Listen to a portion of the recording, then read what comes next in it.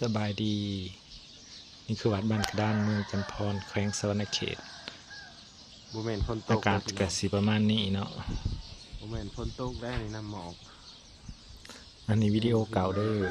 ตั้งแต่ปีที่แล้วนี่แต่ว่า บรรยา เพิ่ง กาศบ้านเฮา เขาก็สิตั้งซ่อง ทำอยู่ ก็เลย 100 ลองมาลงเบิ่ง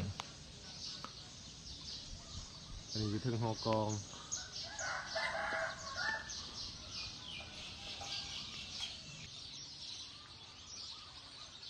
นะ